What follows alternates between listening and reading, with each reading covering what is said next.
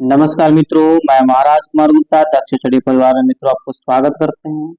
मित्रों, यदि आप टेट 2024 या फिर जैसे बीपीएससी टीआरई थ्री मित्रों यदि तैयारी कर रहे हैं मित्रों, तो यह क्लास आपके लिए अति महत्वपूर्ण होने वाला है। मित्रों, यह क्लास नंबर 11 है। यदि मित्रों अभी 11 नंबर डायरेक्ट मित्रों यदि देख रहे हैं तो आपसे रिक्वेस्ट है कि इसके पहले जितने भी मित्रों क्लास हम बताए हैं उसको आप जरूर क्लास को ज्वाइन कर लें, ताकि मित्रों आपको किसी भी प्रकार के परेशानी न हो। इस प्रकार मित्रों बिना समय गवाए हुए आज के प्रथम प्रश्न पर केयर कीजिएगा। आज का पहला प्रश्न मित्रों आप ध्यान दीजिएगा कि कोमल रे एवं तीव्र मध्यम के साथ अन्य स्वरों का प्रयोग किस ठाट में किया जाता है। ए में मित्रों आपका ऑप्शन है मारवा, बी में भैरवी, सी में पूर्वी, डी में मित्रों कल्याण है। तो मित्रों इस प्रश्न का आंसर आपका हो जाएगा ये पलेपल। कहने का मतलब है कि मारवा आपका सही आंसर है। इस प्रकार मित्रों क्वेश्चन नंबर 3 पर ध्यान दीजिएगा, भैरव ठाट में है। ये में आपका मित्रों आंसर है कोमल रेधा तथा सभी स्वरों का प्रयोग किया जाता है। बी में कोमल रेधा तथा तीव्र म का प्रयोग किया जाता है। सी में कोमल रेधा तथा कोमल ग का प्रयोग किया जाता है। डी में कोमल रे तथा कोमल ग का प्रयोग किया जाता है। तो मित्रों इस प्रश्न का आंसर हो जाएगा एप्पल। कहने का मतलब है कि कोमल रे धा तथा सभी स्वरों का प्रयोग किया जाता है। इस प्रकार मित्रों अगला प्रश्न आपका है तंत्रवाद्य की सितार के लिए कौन सा सही नहीं है। ए में इसमें 7 मुख्य तार होते हैं। बी में इसमें परतें बंधे होते हैं। सी में यह अवनदवाद्य का प्रकार है। और डी मित्रों इसमें झाला लगा होता है। तो मित्रों इस प्रश्न का आंसर हो जाएगा ऑप्शन नंबर सी, यह अवनदवाद का प्रकार है। यही मित्रों क्या है, गलत है। ठीक है। इस प्रकार अगला प्रश्न आपका है स स रे रे ग ग म म प इस राग का मुख्य स्वर समूह है। ए में भैरव, बी में काफी, सी में यमन, डी में मित्रों असावरी है। तो मित्रों बताइए इस प्रश्न का आंसर क्या होगा। इस प्रश्न का आंसर हो जाएगा ऑप्शन नंबर बी, मतलब काफी। इस प्रकार मित्रों अगला प्रश्न आपका है सितार में तरब के तारों का प्रयोग किया जाता है। ए में 7 से 10, बी में 3 से 5, सी में 11 से 13, डी मित्रों इनमें से कोई नहीं। तो मित्रों इस प्रश्न का आंसर हो जाएगा सी नंबर 11 से 13। इस प्रकार मित्रों अगले प्रश्न पर केयर कीजिएगा। कहा जाता है कि सितार का विकास इस बात से हुआ है। ए में तानपुरा, बी में एकतारा, सी में बीना, डी में मित्रों इस राज से। तो मित्रों सितार का जो विकास हुआ है बीना से हुआ। ऑप्शन नंबर सी आपका मित्रों सही है। कोशिश कीजिए कि सभी प्रश्नों का आंसर कमेंट में लगातार आप देते रहें। मित्रों प्रश्न आपका कि इसमें से एक प्रसिद्ध सितार वादक है। ए में पंडित किशन महाराज, बी में उस्ताद अहमद अली खां, सी में निखिल बनर्जी, डी मित्रों पंडित जसराज। तो मित्रों इस प्रश्न का आंसर हो जाएगा ऑप्शन नंबर सी, मतलब पंडित निखिल बनर्जी जो है सितार वादक थे। इस प्रकार मित्रों अगले प्रश्न पर केयर कीजिएगा कि लक्ष्मी ताल में कुल मात्राएं होती है। ए में 10, बी में 28, सी में 17, डी में मित्रों 18 है। तो मित्रों बताइए लक्ष्मी ताल में कुल कितनी मात्राएं होती है। तो मित्रों बताते चले कि लक्ष्मी ताल में कुल जो है 18 मात्रा होती है। ऑप्शन नंबर डी आपका सही है। इस प्रकार अगले प्रश्न पर केयर कीजिएगा कि सितार के आविष्कारक के रूप में आप किसे मानेंगे। ए में खुसरो खां, बी में अहमद खुसरो, सी में मसीद खां, डी मित्रों रजा खां। तो मित्रों बताइए कि सितार के आविष्कारक के रूप में आप किसे मानेंगे। तो मित्रों सितार का जो आविष्कारक माना जाता है अमीर खुसरो साहब को माना जाता है। ऑप्शन नंबर बी आपका मित्रों सही है। इस प्रकार मित्रों अगले प्रश्न पर केयर कीजिएगा कि निम्नलिखित में से किस शब्द का प्रयोग सितार में नहीं है। ए में मिंट, बी में खुलाबाज, सी में कंठ, डी में मित्रों कृदंत है।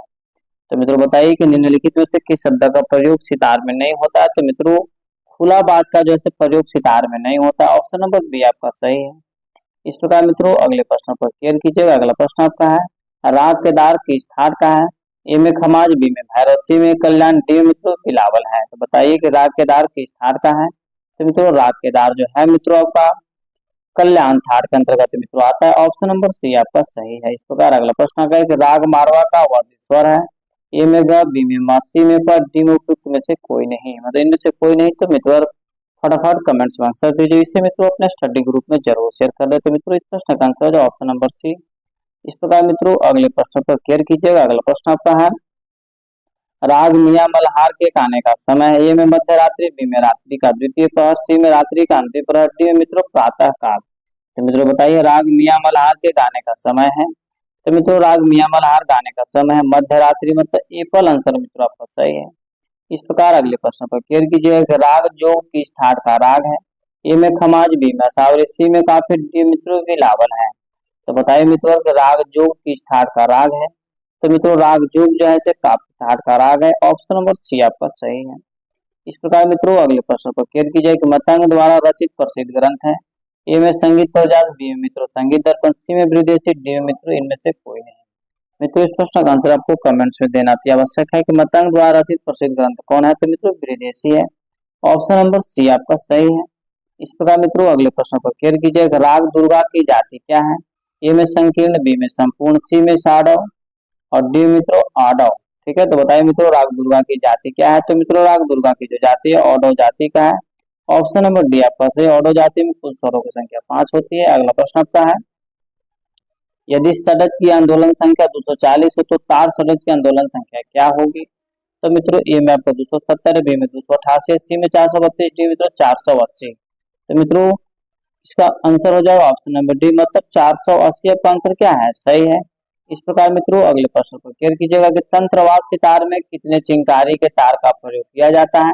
ए में 1, बी में 2, सी में 3, डी मित्रों 4 है। तो मित्रों बताइए कि तंत्रवाद सितार में कितने चिंकारी के तारों का प्रयोग होता है। तो मित्रों इस प्रश्न का आंसर हो जाएगा ऑप्शन नंबर बी, मतलब 2 चिंकारी तारों का प्रयोग होता है। इस प्रकार मित्रों अगले प्रश्न पर केयर कीजिएगा, इनमें से कौन सा राग अमीर खुसरो की रचना नहीं है। ए में सहाना, बी में पूरिया, डी में मित्रों हंस ध्वनि, सॉरी सी में हंस ध्वनि, डी में आपका पूर्वी है। तो मित्रों इस प्रश्न का आंसर आपको हो जाएगा ऑप्शन नंबर सी, मतलब हंस ध्वनि जैसे खुसरो साहब की रचना नहीं है। इस प्रकार मित्रों अगले प्रश्न पर केयर कीजिएगा कि विष्णु नारायण भारखंडे का जन्म हुआ था 1822, 1860, 1868, 1885। तो मित्रों विष्णु नारायण भारखंडे जी का जब मित्रों जन्म हुआ था, ध्यान दीजिएगा ऑप्शन नंबर बी, मतलब 1860 ईस्वी में हुआ था। इस प्रकार मित्रों अगले प्रश्न पर केयर कीजिएगा। अगला प्रश्न आपका है कि अभिनव राग मंजरी के लेखक कौन है। ए में सारंगदेव, बी में भरत साहब, सी में भरत खंडे साहब, डी मित्रों मतंग साहब। तो मित्रों बताइए कि अभिनव राग मंजरी के लेखक कौन है। तो मित्रों बताते चले कि अभिनव राग मंजरी के लेखक है भरत खंडे साहब। ऑप्शन नंबर सी आपका सही है। इस प्रकार अगला प्रश्न मित्रों आपका कि संगीत पर जात के लेखक कौन है। ए में मतंग साहब, बी में सदारंग, डी में नारद साहब, डी में मित्रों अहोबल साहब है। तो मित्रों बताइए कि संगीत पर जात के लेखक कौन है। तो मित्रों संगीत पर जात के लेखक आपको अहोबल साहब है। ऑप्शन नंबर डी आपका सही है।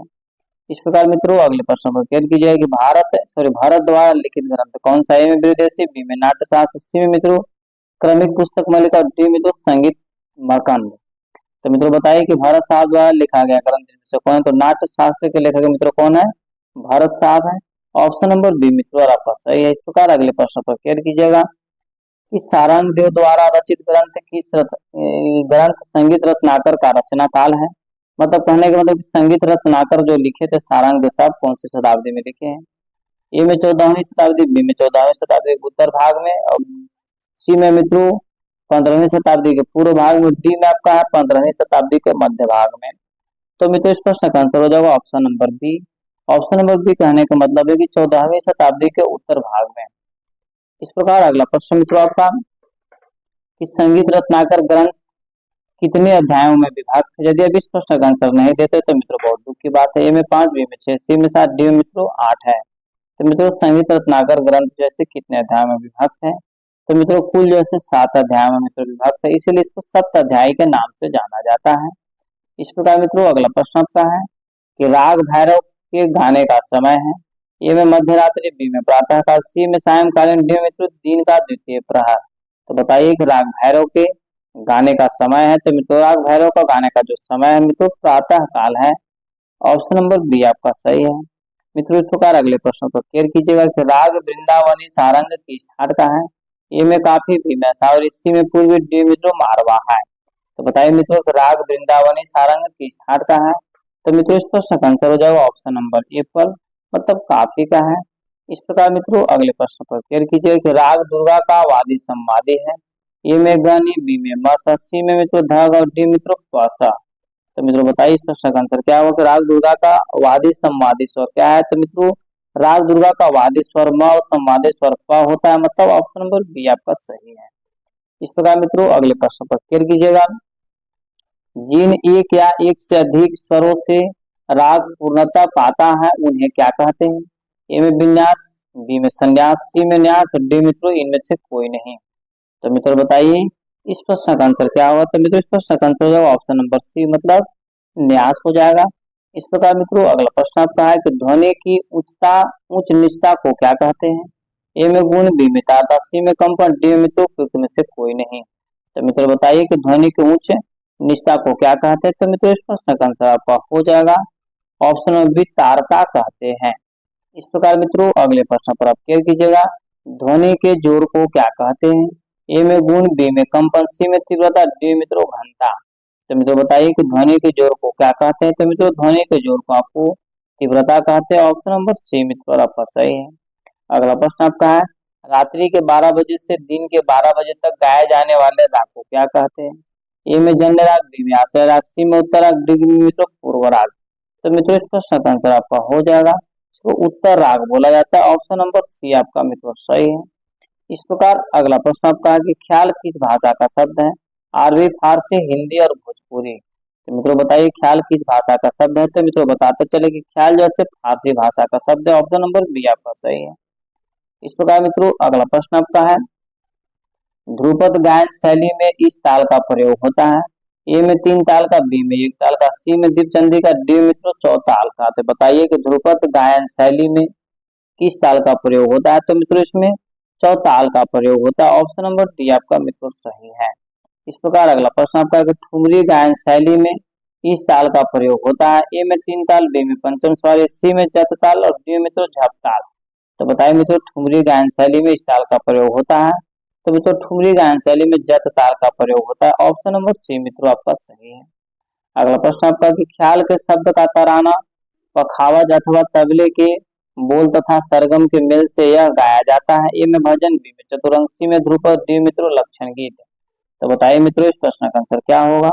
तो मित्रों इस प्रश्न का आंसर आपको हो जाएगा ऑप्शन नंबर बी, मतलब चतुरंग बोला जाता है। इस प्रकार मित्रों अगले प्रश्न पर क्लियर कीजिएगा कि खटका, मुर्की, कण आदि का प्रयोग प्रचुरता से इस गायन शैली में होता है। ए में ख्याल, बी में ध्रुपद, सी में धमा, डी मित्रों टप्पा है। तो मित्रों बताइए इस प्रश्न का आंसर क्या होगा। तो मित्रों इस प्रश्न का आंसर आपका हो जाएगा ऑप्शन नंबर ए पर, मतलब ख्याल बोला जाता है। इस प्रकार मित्रों अगले प्रश्न पर क्लियर कीजिएगा कि तानसेन द्वारा रचित राग है। ए में मियां मल्हार, बी में मित्रों मियां के तोड़ी, सी मित्रों दरबारी कन्हाड़ा, डी में उपयुक्त में से सभी। तो मित्रों इस प्रश्न का आंसर हो जाएगा ऑप्शन नंबर डी, उपयुक्त में से सभी सही है। इस प्रकार मित्रों अगले प्रश्न पर क्लियर कीजिएगा कि अटूट ध्वनि में एक स्वर से दूसरे स्वर तक जाने को क्या कहते हैं। ए में आलाप, बी में मिंड, सी में गमक, डी में मित्रों तान है। तो मित्रों बताइए इस प्रश्न का आंसर क्या होगा। तो मित्रों इस प्रश्न का आंसर हो जाएगा ऑप्शन नंबर बी, मतलब उसको मिंड बोला जाता है। इस प्रकार मित्रों अगले प्रश्न पर क्लियर कीजिएगा, राग गायन की भूमिका को कहते हैं। ए में तान, बी में आलाप, सी में गमक, डी मित्रों अलंकार है। तो मित्रों बताइए कि राग गायन की भूमिका को क्या कहते हैं। तो मित्रों बताते चले कि इस प्रश्न का आंसर आपका हो जाएगा मित्रों आलाप कहते हैं। ऑप्शन नंबर बी मित्रों आपका सही है। इस प्रकार मित्रों अगला प्रश्न आपका है कि गहराई से स्वर उच्चारण तथा कंपन क्रिया को क्या कहते हैं। ए में आलाप, बी में मिंड, सी में गमक, डी में मित्रों विस्तार है। तो बताइए मित्रों कि गहराई से स्वर उच्चारण तथा कंपन की क्रिया को क्या कहते हैं। तो मित्रों इस प्रश्न का आंसर जो ऑप्शन नंबर सी में तो गमक कहते हैं। कुल गमक की संख्या कितनी है, तो 15 बताई गई। इस प्रकार मित्रों अगला प्रश्न आपका है, ध्यान दीजिएगा कि राग के प्रधान स्वर को क्या कहते हैं। ए में वादी, बी में अनुवादी, सी में विवादी, डी मित्रों संवादी है। तो मित्रों राग के प्रधान स्वर को मित्रों हम लोग वादी स्वर बोलते हैं, मतलब ऑप्शन नंबर ए पर आपका सही है। और मित्रों वादी स्वर को स्वरों का राजा भी बोला जाता है। इस प्रकार मित्रों अगला प्रश्न आपका है, राग में प्रयोग न किए जाने वाले स्वर को क्या कहते हैं। में वादी, बी में संवादी, सी में अनुवादी, डी मित्रों विवादी। तो मित्रों बताइए कि इस प्रश्न का आंसर क्या होगा। राग में प्रयोग न किए जाने वाले स्वर को मित्रों हम लोग विवादी बोलते हैं। ऑप्शन नंबर डी मित्रों आपका सही है। यदि इस चैनल पर मित्रों पहली बार विजिट कर रहे हैं तो मित्रों चैनल को सब्सक्राइब कर ले। मित्रों अपने स्टडी ग्रुप में से जरूर भेजें ताकि सभी बच्चे सुबह 8 बजे और रात्रि 8 बजे मित्रों म्यूजिक की क्लास ज्वाइन कर सके। प्रश्न आपका है कि स्वरों के चढ़ते हुए क्रम को क्या कहते हैं। ए में अवरोह, बी में न्यास, सी में आरोह, डी मित्रों आलाप है। तो मित्रों बताइए कि स्वरों के चढ़ते हुए क्रम को क्या कहते हैं। चढ़ते हुए क्रम को मित्रों आरोह कहते हैं और उतरते हुए क्रम को अवरोह कहते हैं। इस प्रकार अगला प्रश्न आपका है, लंघन एवं अनभ्यास किसके दो भाग हैं। ए में न्यास के, बी में अंश के, सी में अल्पत्व के, डी में मित्रों अपन्यास को। तो मित्रों बताइए कि लंघन एवं अन्य अभ्यास जैसे किसके दो भाग है? तो मित्रों इस प्रश्न का आंसर हो जाएगा ऑप्शन नंबर सी, अल्पत्व के दो भाग ही हैं। अगला प्रश्न आपका है कि ध्रुपद के साथ कौन सा ताल बजाया जाता है? ठीक है, ए में तबला, बी में पखावज, सी में मित्रों मृदंग और डी में उपयुक्त में से कोई नहीं। तो मित्रों बताइए कि ध्रुपद के साथ कौन सा ताल वाद्य बजाया जाता है? तो मित्रों इस प्रश्न का आंसर हो जाएगा पखावज बजाया जाता है ध्रुपद के साथ। बी नंबर आंसर मित्रों आपका सही है। तालबद्ध स्वर समूह द्वारा किए गए राग विस्तार को क्या कहते हैं? ए में तान, बी में आलाप, सी में विस्तार, डी मित्रों मिण्ड है। तो मित्रों बताइए कि तालबद्ध स्वर समूह द्वारा किए गए राग विस्तार को क्या कहते हैं? तो मित्रों इस प्रश्न का आंसर हो जाएगा ए पर, उसको तान बोला जाता है। ऑप्शन नंबर ए पर आपका सही है। अगला प्रश्न आपका है कि सितार में कितने चिंकारी तारों का प्रयोग किया जाता है? ए में एक, बी में दो, सी में तीन, डी मित्रों चार है। तो मित्रों बताइए कि सितार में कितने चिंकारी तारों का प्रयोग किया जाता है? तो मित्रों इस प्रश्न का आंसर आपका हो जाएगा ऑप्शन नंबर बी, मतलब दो चिंकारी तारों का प्रयोग किया जाता है। इस प्रकार मित्रों अगले प्रश्न पर क्लियर कीजिएगा। स्वरों की उच्चता व निम्नता के अनुसार सप्तक में कितने विभाग हैं? ए में दो, बी में तीन, सी में चार, डी मित्रों पांच है। तो मित्रों बताइए कि स्वरों की उच्चता व निम्नता के अनुसार सप्तक में कितने विभाग हैं? तो मित्रों सप्तक में कुल मित्रों विभागों की संख्या तीन है, मतलब ऑप्शन नंबर बी आपका सही है। इस प्रकार मित्रों अगले प्रश्न पर क्लियर कीजिएगा कि स्वर के कितने प्रकार हैं? ए में तीन, बी में दो, सी में पांच, डी मित्रों सात है। तो बताइए मित्रों कि स्वर के कितने प्रकार हैं? तो मित्रों स्वर के कुल प्रकार आपको दो हैं, चल स्वर और अचल स्वर। ठीक है, इस प्रकार अगले प्रश्न पर आप क्लियर कीजिएगा। अगला प्रश्न आपका है कि शुद्ध स्वर के कितने भाग हैं? ए में दो, बी में चार, सी में मित्रों छह, डी में आठ है। मित्रों बताइए शुद्ध स्वर के कितने भाग हैं? तो मित्रों शुद्ध स्वर के कुल जो भाग है आपको आठ है। ऑप्शन नंबर बी आपका सही है। और शुद्ध स्वर कितने हैं? तो सात है। शुद्ध स्वर के कितने भाग है? तो आठ है। आपको याद रखना, बहुत कंफ्यूज करेगा एग्जाम में। ठीक है, इस प्रकार मित्रों अगले प्रश्न पर क्लियर कीजिएगा। विकृति स्वरों की संख्या है, ए में पांच, बी में छह, सी में सात, डी मित्रों आठ है। तो बताइए विकृति स्वरों की संख्या कितनी है? तो मित्रों बताते चले कि विकृति स्वरों की संख्या कुल जैसे पांच है, मतलब ए फल आंसर आपका सही है। इस प्रकार अगले प्रश्न पर क्लियर कीजिएगा। कौन से स्वर अचल स्वर कहलाते हैं? ए में सा और म, बी में सा और प, सी में रे और ध, डी मित्रों म और नी। तो बताइए मित्रों कि कौन से स्वर अचल स्वर कहलाते हैं? तो अचल स्वरों की संख्या दो है। तो मित्रों बताना आपको है कि दो कौन कौन से अचल स्वर हैं। तो मित्रों सा और प को मित्रों अचल स्वर बोला जाता है। ऑप्शन नंबर बी आपका सही है। इस प्रकार मित्रों अगले प्रश्न पर क्लियर कीजिएगा कि इनमें से आश्रय राग है, ए में तोड़ी, बी में बैराग, सी में मालकौंस, डी मित्रों विहाग। तो बताइए इनमें से आश्रय राग कौन सा है? तो मित्रों इनमें से आश्रय राग जो है तोड़ी है। ए फल आंसर आपका सही है। इस प्रकार अगला प्रश्न आपका है संगीत में श्रुतियों की संख्या कितनी है? मित्रों इस प्रश्न का आंसर आप कमेंट्स में जरूर दें और इस चैनल को अपने स्टडी ग्रुप में जरूर मित्रों शेयर कर दें, क्योंकि बहुत ही इजी प्रश्न है कि संगीत में कुल श्रुतियों की संख्या 22 है। सभी बच्चों का आंसर सही आया, इसके लिए सभी को दिल से धन्यवाद मित्रों। और इसी तरीके से सभी प्रश्नों का आंसर आप कमेंट्स में लगातार देते रहें। कर्ण स्वर का अन्य नाम है, कर्ण स्वर का अन्य नाम है, ए में विवादी स्वर, बी में वर्ज्य स्वर, सी में स्पर्श स्वर, डी मित्रों वक्र स्वर। तो बताइए मित्रों कर्ण स्वर का अन्य नाम क्या है? तो मित्रों बताते चले कि कर्ण स्वर का अन्य नाम मित्रों स्पर्श स्वर। ऑप्शन नंबर सी आपका सही है। मित्रों अगला प्रश्न आपका है कि गजम्पा ताल नृत्य के कितने विभाग होते हैं? ए में तीन, बी में चार, सी में पांच, डी मित्रों छह है। तो बताइए गजम्पा ताल के कितने विभाग होते हैं? तो मित्रों गजम्पा ताल के कुल जो है चार विभाग होते हैं। ऑप्शन नंबर बी आपका सही है। इस प्रकार मित्रों अगला प्रश्न आपका है कि इनमें से 15 मात्रा की ताल है, ए में धमार, बी में शिखर, सी में गंजप्पा, डी मित्रों रुद्र। तो बताइए मित्रों इनमें से 15 मात्रा की ताल है। तो बताते चले कि इनमें से 15 मात्रा की ताल जैसे गजम्पा ताल मित्रों 15 मात्राओं की ताल होती है। ऑप्शन नंबर सी आपका सही है। ठीक है, इस प्रकार मित्रों अगला प्रश्न आपका है ब्रह्म ताल के कितने मात्रा होती है? ए में 11, बी में 14, सी में 26, डी मित्रों 28 है। तो बताइए मित्रों ब्रह्म ताल के कितने मात्रा होती है? तो मित्रों ब्रह्म ताल के कुल जैसे 14 मात्रा होती है। ऑप्शन नंबर बी आपका सही है। इस प्रकार मित्रों अगले प्रश्न पर फिर कीजिएगा रुद्र ताल में किन किन मात्राओं पर खाली है? ए में तीसरी, सातवीं, 11वीं, बी में दूसरी, छठी, 11वीं, सी में चौथी, आठवीं, 10वीं और डी में तो दूसरी, पांचवी, 9वीं। तो मित्रों इस प्रश्न का आंसर आपका हो जाएगा, बारीकी से क्लियर कीजिएगा कि मित्रों इस प्रश्न का आंसर आपका है ऑप्शन नंबर बी, मतलब दूसरी, छठी और 11वीं। ठीक है। इस प्रकार मित्रों अगला प्रश्न आपका है, बारीकी से केयर कीजिएगा। धा, तीट, कितु, कतु, गदि, गिन यह बोल है चौताल का, शिखर ताल का, सुरफा ताल का या धमार का। तो मित्रों फटाफट कमेंट्स में आंसर दीजिए, किस प्रश्न का आंसर हो जाएगा शिखर ताल, मतलब ऑप्शन नंबर बी मित्रों और आपका सही है। इस प्रकार मित्रों अगले प्रश्न पर क्लियर कीजिएगा। उस ताल का नाम क्या है जिसकी मात्रा संख्या और विभाग संख्या दोनों 11 है, मतलब मात्रा भी 11 है और विभाग भी 11 है। बहुत ही महत्वपूर्ण प्रश्न मित्रों। तो रुद्र ताल, लक्ष्मी ताल, ब्रह्म ताल या मित्रों गंधप्पा ताल। तो मित्रों इस प्रश्न का आंसर यदि आपको याद है तो कमेंट में आंसर जरूर देते मित्रों। रुद्र ताल में जो मित्रों मात्रा भी 11 होता है और विभाग भी 11 होता है। ऑप्शन नंबर ए फल आपका सही है। इस प्रकार मित्रों और अगले प्रश्न पर आप क्लियर कीजिएगा। अगला प्रश्न आपका है कि तबले के दिल्ली बाज का दूसरा नाम है। ए में खुला बाज, बी में किनारे बाज, सी में मित्रों आदि लय का बाज, डी में इनमें से कोई नहीं। तो मित्रों इस प्रश्न का आंसर आपका हो जाएगा कि तबले के दिल्ली बाज का जो मित्रों दूसरा नाम है, इसका आंसर है मित्रों आपका ऑप्शन नंबर बी किनारे की बाज, मतलब ऑप्शन नंबर बी आपका सही है। इस प्रकार मित्रों अगला प्रश्न आपका है, बिहार की लयकारी इस प्रकार व्यक्त की जाती है। ए में 3/2, बी में 5/4, सी में मित्रों 7/4, डी में आपका 2/3। तो मित्रों बताइए कि बिहार की लयकारी को मित्रों किस प्रकार व्यक्त की जाती है। तो मित्रों इस प्रश्न का आंसर आपका हो जाएगा option number C. Option number C कहने का मतलब है कि 7/4।